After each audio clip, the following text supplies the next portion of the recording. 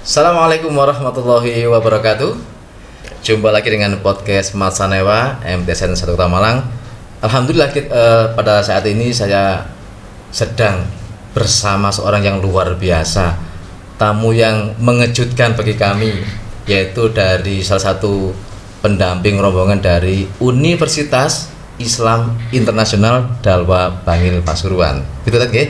Baik, siapa beliau? Mari kita sama-sama. Assalamualaikum Ustaz. Ya, waalaikumsalam. Alhamdulillah. Gimana kabarnya ini Ustaz ini? Alhamdulillah sehat. Seger sekali ya. Ustaz. Iya, luar biasa Ustaz. Ya. Oke, mungkin sebagai pembukaan ini ya. Iya. Biar kita tak kenal maka tak sayang. Nah, Betul, monggo betul. jenengan bisa kenalan dulu ya. Baik, Oke. ya. Mungkin bisa ke kamera Ustaz? Iya. Oke. Assalamualaikum warahmatullahi wabarakatuh. Waalaikumsalam. Nama saya Husairi MPDI.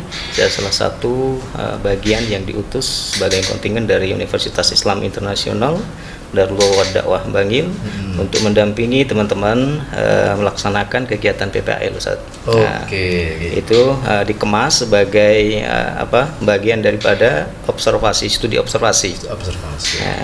Jadi memang program dari kampus ya. Memang program dari kampus. Kelanjutan dari kegiatan KKN. Oh, betul. seperti itu. Baik, Iya. baik. Oke, Ustaz. Yang pertama yang ketika kami mendapatkan surat izin kunjungan dari Dalwa itu kan saya menjadi penasaran loh. Ini kampus ke MTS, saya penasaran, saya browsing itu. Wih, ini luar biasa kampusnya. Saya menjadi minder, wih luar biasa. Nah, mungkin akan adakah kira alasan khusus ya sehingga kok harus memilih MTS ini sebagai tempat kunjungan seperti itu? Iya. Sebelumnya begini Ustaz, pelaksanaan kegiatan KKN dan PPL-PKL melalui bagian dari program kami sebelumnya itu kan pada dasarnya itu adalah melaksanakan kegiatan Tridharma University yang ditekankan kepada semua elemen sivitas akademika yang ada di kampus kami itu.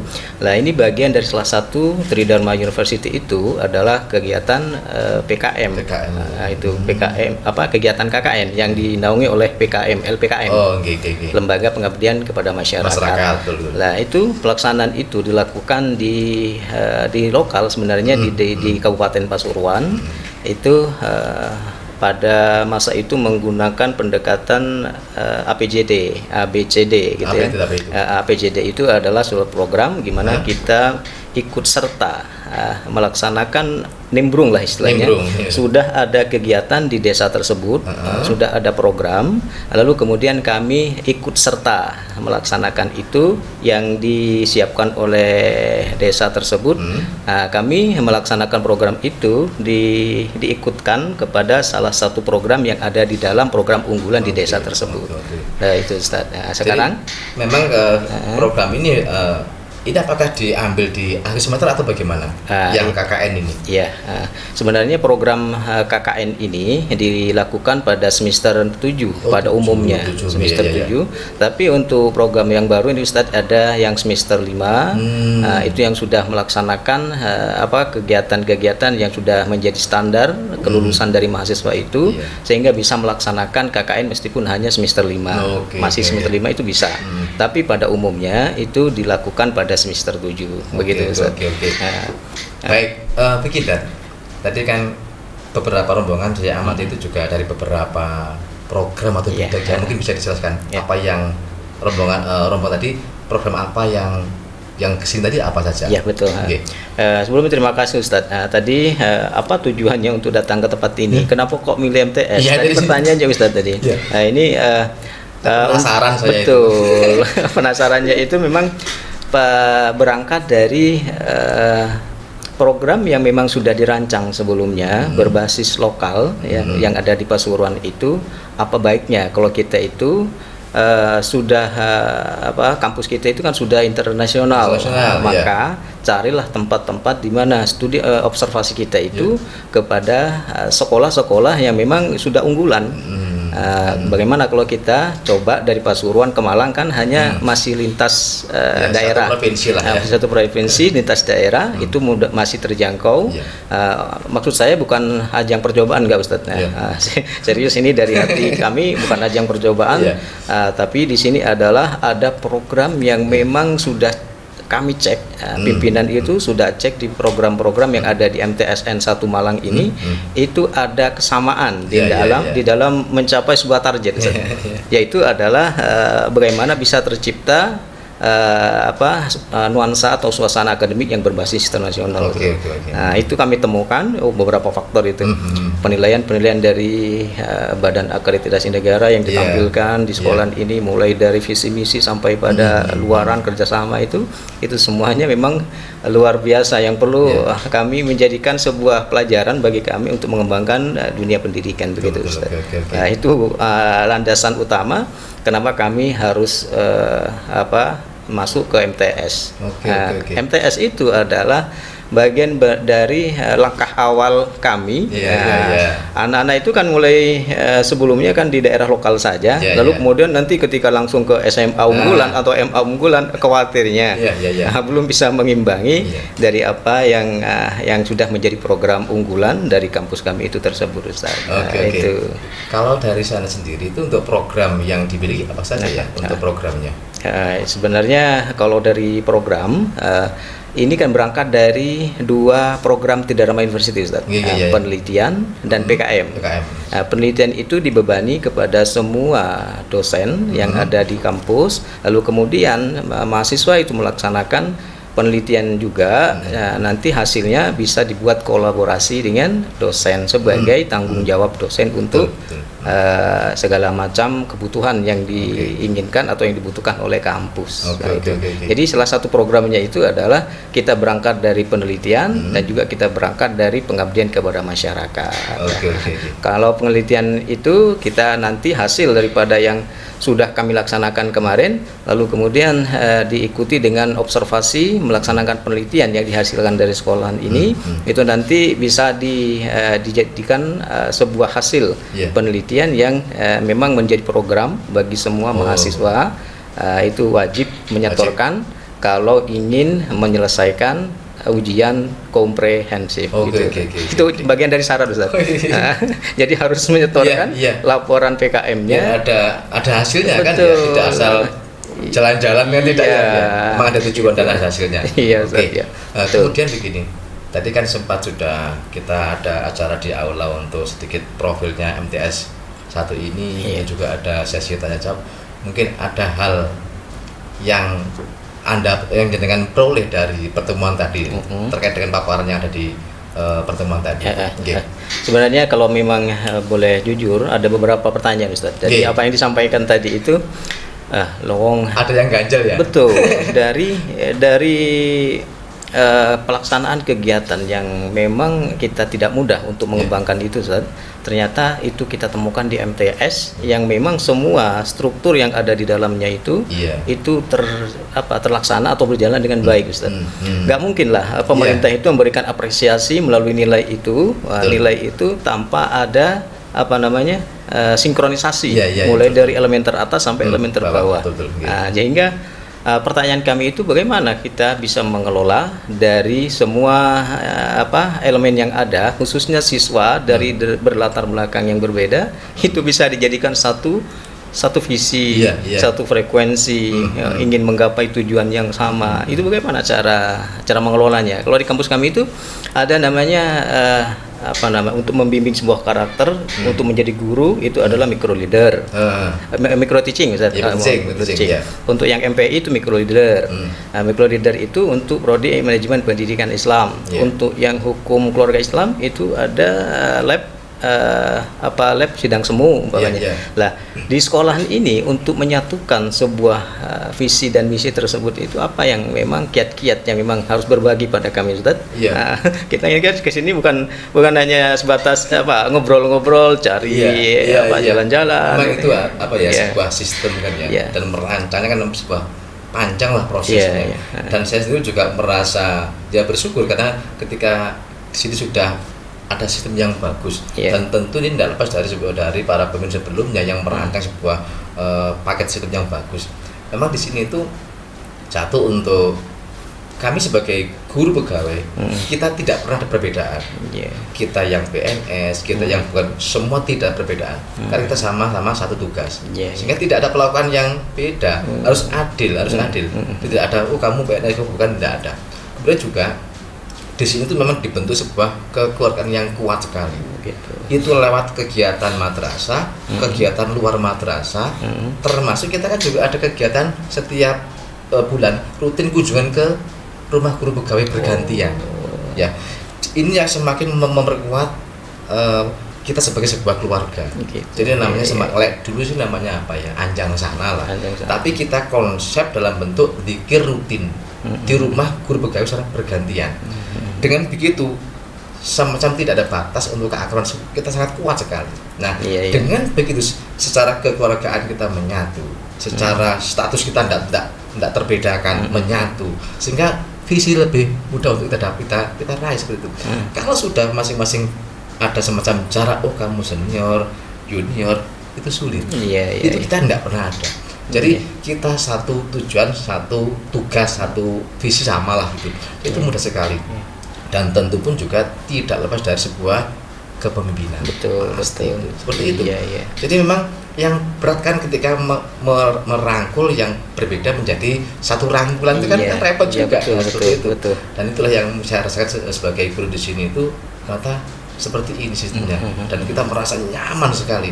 Saya awal di sini masih GTT belum PNS, tapi saya tuh merasa sangat dekat dengan para senior. Kenapa? Mereka mengatakan di sini nggak melihat kamu baru atau lama, masuk kita saudara, kita menyatu. Akhirnya menjadi enak sekali seperti itu. Jadi kata kuncinya di situ adalah membangun keterikatan di dalam bagaimana visi misi itu bisa tercapai tanpa melihat dari latar belakang. Betul. Karena kalau mungkin kita ada semacam batas ya, kamu senior junior, kamu mapel A, kamu mapel B, dan itu dipecah-pecah sudah. Karena untuk kuat kan harus bersatu. Betul. Tanpa membedakan. Sehingga kita pun ketika mungkin ya ada guru yang lebih senior jabatannya dapat tugas atau mungkin SK di bawahnya yang guru GTT, itu kita cuek saja, nggak masalah. Saya kan guru senior, yang ketua ujian malah guru GTT, nggak masalah di sini. Oke saja. Kenapa? Ya kita memang tugas kita seperti itu. Jangan lihat siapa dia, tapi apa tugasnya. Sehingga saya tuh merasa senang karena kita merasa sangat dihargai dengan tugas kita, bukan karena kita itu siapa. Betul. Karena memang kita seperti itu. Itu yang membuat kita juga merasa nyaman sekali secara keluarga. Kita merasa baru pun seperti sudah keluarga yang sangat lama sekali, tanpa ada harus seperti itu. Ini yang penting. Itu kekuatan dari internet paling penting. Betul. Seperti itu. Ini bagian daripada pertanyaan juga, Ustaz. Kami berangkat itu di benak kami itu kemenajikan seperti ini.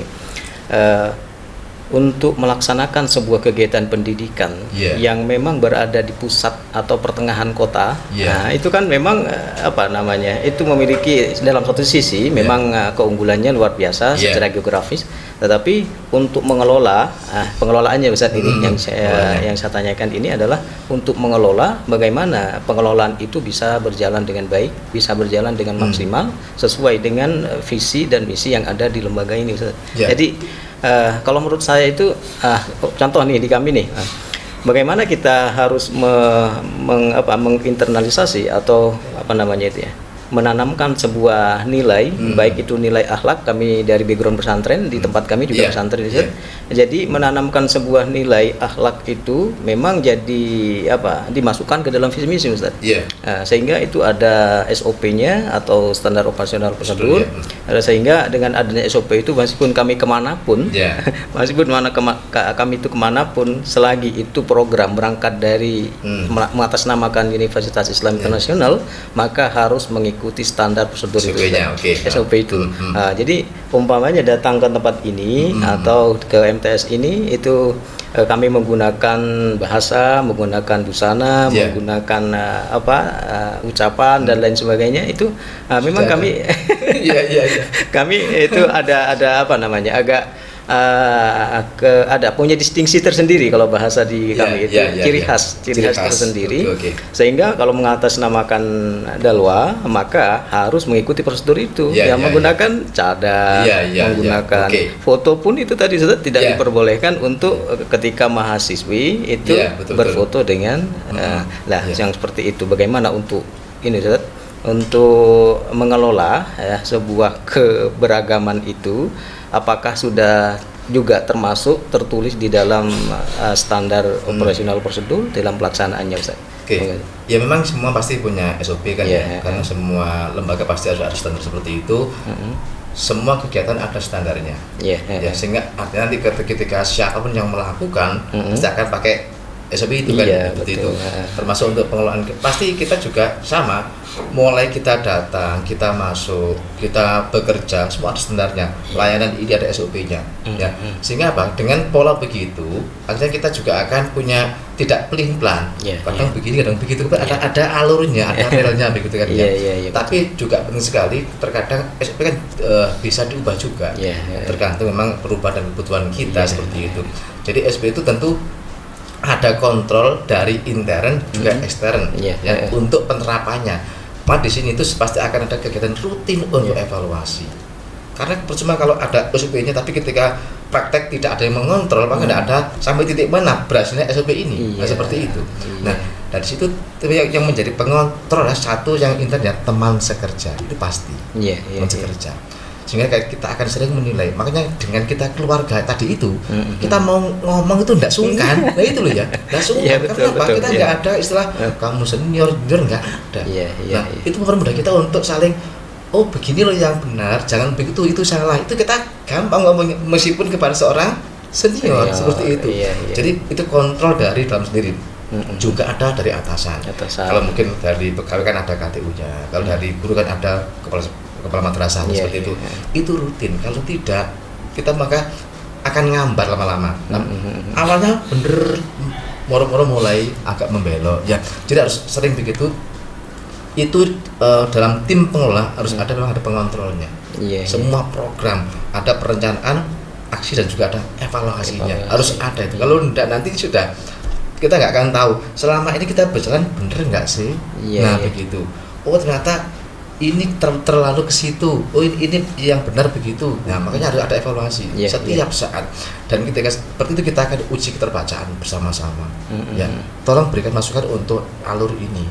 Ada nggak yang salah dengan kami? Benar. Seperti itu. Sehingga kita akhirnya saling mengisi, saling melengkapi, saling mengoreksi. Dan bukan untuk saling membuka aib, bukan seperti itu. Karena tadi itu yang mendukung kita itu merasa satu saudara sangat dekat, itu menjadi modal utama. Sehingga tidak ada suka-suka untuk menyampaikan. Tidak ada rasa sungkan. Itu yang saya rasakan ketika saya awal di sini. Begitu dekatnya dan nggak ada batas antara senior itu tidak ada. Wah ini makanya menjadi soal yang sangat mendukung untuk perkembangan. Bisa langsung bareng-bareng, tidak sing atasan ke sana tidak akan kuat. Langsung maju bareng. Seperti itu menjadi kuat sekali. Ini yang saya lihat di sini. Jadi semua dikelola dengan dasar satu kebersamaan, saling mengontrol, saling mengawasi dan saling melengkapi seperti itu. Apapun programnya, SOP pun juga begitu. Kok begitu alurnya tidak begini sebaiknya. Nah seperti itu. Dan bisa dari semua sisi yang menilai, termasuk orang tua. Itu penting sekali. Karena orang tua kan juga memiliki madrasah ini. Semakin kita gandeng, semakin punya rasa memiliki. Sehingga di sini pun juga kegiatan itu banyak yang juga melibatkan orang tua. Pasti. Yang termasuk di sini ada juga program kita itu rutin bulanan namanya Parents Day. Parents Day. Itu harinya orang tua lah. Jadi setiap saat ada orang tua yang kita undang, apapun profesinya, untuk ngisi materi di sini. Yang dari jaksa ke sini materi. Langsung. Jadi bisa tahu Ustaz bisa tahu apa kegiatan belajar mengajar itu yang diberikan kepada siswa itu. Jadi harapannya anak dapat materi tidak sekedar materi kurikulumnya di sekolah itu, tapi juga langsung dari seorang polisi, seorang dokter, seorang jaksa, bea cukai, semua ada program untuk mengisi materi di sini, dan itu kita memang pernah tawarkan. Iya, Itu luar biasa, kita sangat terbantu dan juga ada sangat senang karena apa? Dia dapat ilmu langsung dari ahlinya. Betul. Langsung dari yang menerapkan seperti itu. Itu rutin dilakukan, dan juga sama setiap beliau mengisi di masjid, di aula untuk mengisi materi itu pasti kita bawa ke sini. Iya. Mari kita buat rekam jejak digital bareng-bareng. Mungkin juga ada hal positif yang bisa dimanfaatkan oleh para pemirsa, maka kita undang ke sini juga. Betul ya. Seperti itu. Nah begini Ustaz, kalau berkaitan dengan pembelajaran Ustaz, tujuan kita itu kan mesti memiliki output yang yang bisa diterima oleh semua kalangan Ustaz. Output untuk semua kalangan itu apakah ada trik khusus, umpamanya dari kalangan yang berbeda dengan kita umpamanya Ustadz ya. Lalu kemudian ketika di lingkup keluarga, apakah itu nanti ada titipan-titipan khusus kepada sekolah ketika itu menjadi ini bukan berarti ini mencari membeda-bedakan Ustadz, enggak ya. Cuman bagaimana sehingga visi dan misi itu tercapai dari sekolah itu, meskipun anak tersebut itu pulang ke lingkungan keluarganya. Kan kita tidak ada 3 elemen Ustadz ya. Lembaga pendidikan, sosial, lalu kemudian keluarga. 3 hal ini sebuah piramid yang tidak boleh putus. Bagaimana menjaga ini loh, menjaga ini sehingga visi dan misi yang kita inginkan, yang kita tuju itu memang sesuai dengan yang kita harapkan bersama. Yang pasti ketika ada siswa yang diterima di sini, maka langkah pertama kita kumpulkan semua orang tua. Di situ kita sampaikan, begini loh MTS, ini loh aturannya, ini loh programnya, ini loh polanya. Dengan begitu maka orang tahu, oh begini toh MTS modelnya, oh begini toh aturannya, oh begitu budayanya, kan tahu. Sehingga dengan begitu apa? Makanya mungkin juga ada 1-2 yang harus pindah sekolah karena apa? Mungkin ada tidak. Oh ini mungkin agak beda dengan saya. Gitu. Nah, makanya tadi ketika saya tanyakan di layar tadi itu kan semula kita berjumlah 1.170 anak, tinggal 1. Karena apa? Termasuk ada yang seperti itu. Ya kita menghargai, ya kita tidak memaksa, ya tidak memaksa. Ada yang karena itu juga karena mungkin faktor kerja, orang tua tidak masalah, sehingga harus keluar ya. Tetapi memang rata-rata pendaftar itu sudah menguasai dulu kayak apa sih MTS itu. Ada info awal lah begitu, sehingga jangan sampai mungkin tidak sesuai dengan harapan. Memang kita juga pernah menerima begitu. Pernah ada ketika itu memang anak yang berbeda dengan budaya MTS, tapi sudah masuk sampai kelas 8, kelas 9 sampai selesai. Sehingga terkadang ada yang maaf Pak, untuk hal seperti ini kami sama Oto tidak boleh. Kita harus toleransi. Toleransi. Saya pernah begitu, ya. Karena ada tugas praktek, ya gitu ya. Seperti ini, maaf Pak, ini sama orang tua saya tidak boleh. Oh kenapa begini Pak? Oke, cari yang lain ya. Toleransi, tidak perlu dipaksakan. Ya karena tetap kita juga harus mengutamakan seperti itu, toleransi. Itu pasti ada. Betul. Dipaksa nanti malah masalah. Seperti itu. Kita memahami keberagaman, bukan mencari perbedaan seperti itu. Makanya sini kita hindari Ustaz, polarisasi berkaitan dengan dari latar belakang yang berbeda Ustaz. Itu hindari betul. Termasuk kampus kami itu Ustaz, itu mayoritas itu bukan dari Jawa Timur. Itu ada yang dari Sumatera, ada yang dari Kalimantan, bahkan ada yang internasional luar negeri ada Ustaz. Jadi hal-hal yang demikian itu ketika nyampe kepada lembaga atau kampus kami itu kan harus adanya penyesuaian dulu. Betul. Pertama harus ada penyesuaian, disamakan karena visi misi kami itu Ustaz, sebelum kami melaksanakan penetapan itu kan melalui tahap review kurikulum. Sebelumnya ada sosialisasi kurikulum. Sebelum penetapan itu yang dilibatkan ya mahasiswa, pakar pendidikan, lalu kemudian tokoh yang ada di bidangnya berkaitan dengan pengembangan kurikulum, apa kurikulum yang memang yang memang sekarang berstandar internasional itu bagaimana cara kita mengimplementasikannya, itu semuanya. Bahkan di tokoh daerah di Jawa Timur itu kami undang untuk merealisasikan sebuah kurikulum tersebut agar sinkron kepada visi misi kami. Nah, bagaimana seperti yang Ustadz tadi katakan ya, andai kata kita itu tidak sama persepsinya atau tidak sama visi misi, maka dalam segi bahasa pun kita kesulitan untuk menerjemahkan. Kan begitu Ustadz tadi mengatakan. Makanya untuk menyamakan itu dulu Ustadz, maka kami libatkan semua elemen, Betul. ya, mulai dari atasan, mulai dari elemen yang memang harus unit-unit yang memang ada korelasinya dengan bidang itu, kami libatkan semua. Betul ya. Bahkan sampai pakar, agar supaya terciptanya sebuah visi misi yang sama. Iya. Ustaz. Saya kira ini juga tidak beda ya dengan kami ya. Kalau kita merancang pun juga kita pasti mengundang ahlinya. Satu juga ahli secara substansi materinya, kita undang juga perwakilan dari para wali murid juga, termasuk orang-orang kampus di pendidikan, juga termasuk ahli bahasa juga. Kadang-kadang secara substansi cuman dibaca enggak enak itu kan, makanya seperti itu. Betul. Akhirnya apa? Kita juga mengundang memang satu perwakilan dari pihak kampus, para ahli, kemudian juga orang-orang pakar pendidikan, kemudian juga dari madrasah, semua unsur, kemudian juga dari orang tua, tokoh agama, kita mengundang, termasuk juga ahli bahasa. Nah, saya kira memang sama. Kita mencari karena kita akan menerima orang yang bermacam-macam. Bagaimana biar pas, pas visinya, pas dibaca juga nyaman kan ya, sehingga dan mungkin dilakukan. Nanti visinya mulu-mulu, betul enggak? Nah itu kan ya, harus mungkin dilakukan. Sehingga tidak harus kita tidak terlalu mulu-mulu, tapi memang visi yang kita memang tujuan kita dan kita mampu melakukannya. Dan tentu akan lebih bagus, kompleks, kita semua unsur akan saling memberikan masukan, ide dan sebagainya seperti itu. Artinya di sini semua kriteria kalau di dalam standar penilaian itu, Ustaz, artinya semua berjalan dengan baik, Ustaz, yang mulai dari awal sampai pada ini, itu berjalan dengan baik. Insya Allah yang mau dibilang baik semua tidak. Artinya pasti kan yang namanya duri pasti ada di mana. Tapi sebagai sebuah tujuan pasti kesanalah arahnya. Seperti itu. Bagaimana cara monitoring dan evaluasi, Ustaz, ketika ditemukan suatu hal yang kurang berkenan lah, kurang baik atau kurang sefrekuensi dengan tujuan dari lembaga ini, apa yang memang yang harus kita lakukan itu guru-guru yang ada di sini atau stakeholder lah bahasanya yang ada di sekolahan ini ketika menemukan itu di sekolahan ini, bagaimana Ustaz? Sebagai misal masalah apa misalnya? Tentang sebenarnya gini, umpamanya tiap-tiap tiap-tiap siswa yang mau masuk sini kan ada grid dan kriteria, Ustaz. Lalu kemudian ada seseorang yang hafidho atau yang hafid Quran, lalu kemudian kriteria yang lain itu tidak sama, Ustaz. Bagaimana menanggulangi itu kan? Artinya visi dan misi ditetapkan harus mengedepankan ini dan lain sebagainya kan sudah ada kriterianya, Ustaz. Tetapi ada sektor yang memang menonjol di bidangnya atau spesialisasi dari anak tersebut. Lalu kemudian kita bisa mengambil dengan catatan.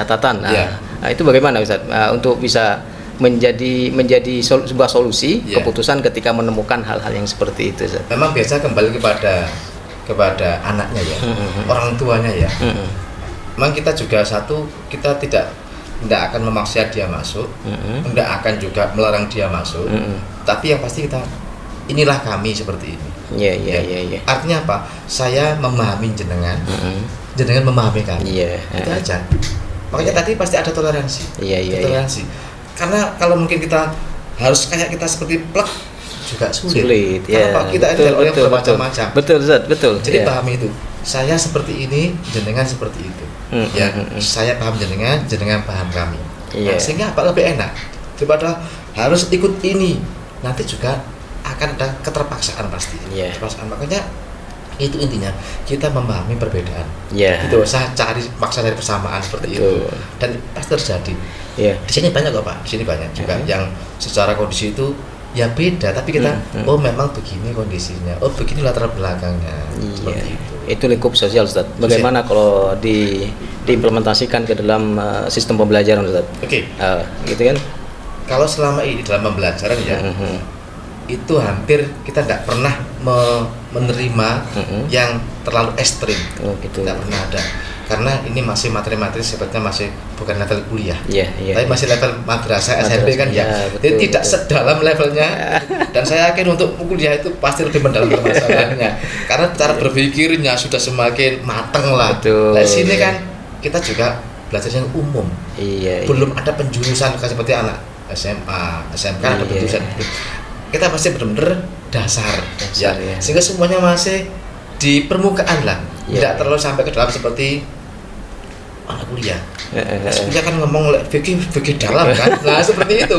Di sini kan masih nah sehingga belum begitu muncul yang seperti itu ya. Kalaupun ada biasanya tadi itu ada yang Pak ini saya sama orang tua enggak boleh Pak. Ya itu ada. Tapi kita memaklumi. Ya karena apa? Enggak mungkin kita akan melarang atau mungkin menghakimi bahwa kita yang tadi yang salah tidak mungkin ya. Oh enggak apa-apa. Kita seperti ini itu oke, kita ambil jalan tengah. Betul. Kalau ya pernah dulu tuh ada anak yang Pak saya nggak boleh main gitar Pak sama orang tua saya karena Pak nggak boleh Pak intinya. Nah di sini kan ada pelajaran seni ya. Seni aja Pak. Terus gini aja, oke kita pahami. Kalau sekarang kan bisanya apa? Seperti itu. Sehingga ada solusi. Bukan harus ini enggak. Karena pasti akan terpaksa dan mungkin akan bisa ada benturan seperti itu. Iya. Itu tadi Ustadz ini ada pertanyaan ya dari teman-teman itu berkaitan dengan bagaimana sekolahan ini memiliki prestasi yang sangat luar biasa kan begitu Ustadz ya. Prestasi yang luar biasa itu tidak hanya lingkupnya di tingkat nasional, bahkan internasional, Ustaz. Itu kan menjadi kagum dari teman-teman tadi mahasiswi itu nanya berkaitan dengan bagaimana untuk mempertahankan. Kan kita tahu mempertahankan itu jauh lebih sulit, Ustaz. Lebih sulit untuk mempertahankan daripada untuk menjadikan anak kita itu berprestasi. Nah, itu mempertahankan itu bagaimana itu, Ustaz? Coba. Kami di situ untungnya bahwa memiliki anak-anak yang sudah masuk by program olimpiade, program SKS, program TAP itu sehingga apa terbesar untuk sumbangan prestasi dari anak olimpiade. Artinya anak memang sudah punya passion di situ. Anak yang suka kompetisi, anak yang suka dengan tantangan, suka dengan perlombaan, itu memang dia ngumpul di situ. Artinya apa? Ternyata ketika kita membuat kelas program ini semacam kita membuat sebuah pola, pola. Sehingga dengan begitu apa? Pasti akan ada terus yang namanya kelas-kelas anak yang prestasi akan karena memang kita ada kelas khusus seperti itu. Memang untuk mempertahankan satu, kita juga harus mempertahankan model dalam jalur penerimaan murid baru ya. Tetap kita ada jalur prestasi, bahkan ada kita memberikan perlakuan khusus. Mungkin ada anak yang dari MI atau SD yang luar biasa, kita berikan penawaran. Ya, harapannya apa? Ya mungkin akan bisa menjadi modal kita untuk mempertahankan prestasi seperti itu. Selain itu selain dari input juga, tetap kita harus kita pertahankan dari berbagai prestasi. Itu adalah orang tua juga. Orang tua yang juga pasti ada dukungan.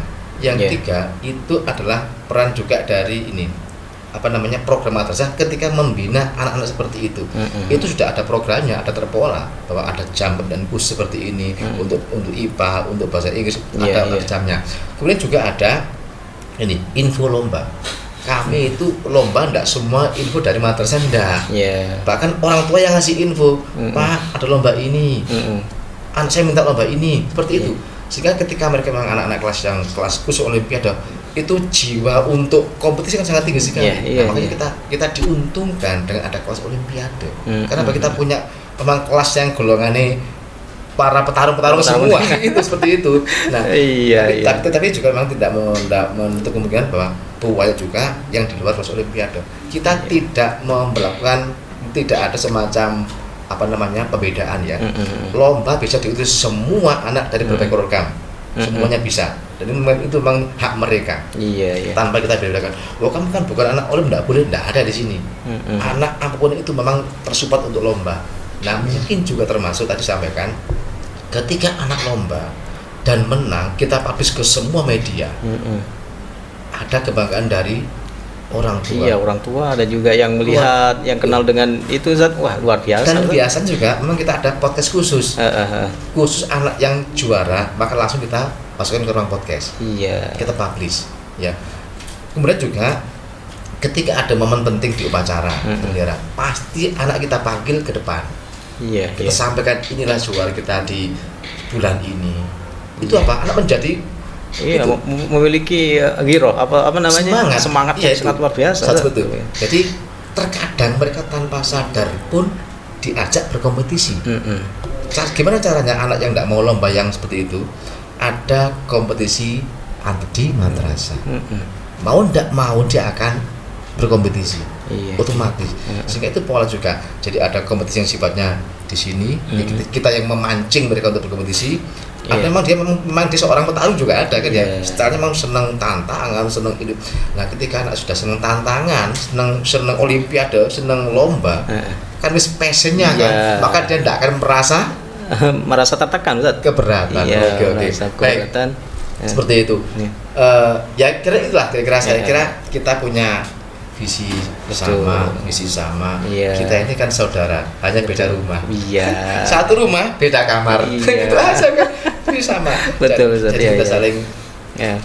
Jadi kami pribadi Ustaz, ketika masuk ke lembaga yang memang saya lihat sangat luar biasa, itu semua penataannya mulai dari sarana dan prasarana, SDM sekalipun itu ya saya memang di tingkat sanawiyah saja wajar lah kalau memang mencetak para petarung bisa Yeah. juara di tingkat internasional itu wajar. Kalau Yeah. saya melihat dari semua sistem dan program yang ada di dalamnya itu Yeah. memang sangat luar biasa, Ustaz. Nah, Yeah. jadi kami ini untuk mencari bagaimana mendalami hal itu, Ustaz. Bagaimana cara mengelolanya? Karena kami ada prodi MPU, Ustaz. Iya. Bagaimana cara sistem pembelajarannya? Karena kami ada PAI, Ustaz tadi. Iya, dan makanya tadi teman-teman sudah berkeliling kan ya, Betul, keliling untuk mencari iya. betul-betul.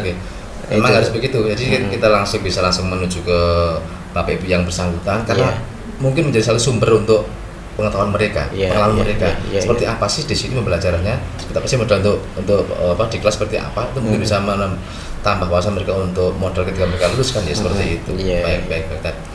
Wah, ini kayaknya kalau mungkin diteruskan kayaknya nggak habis.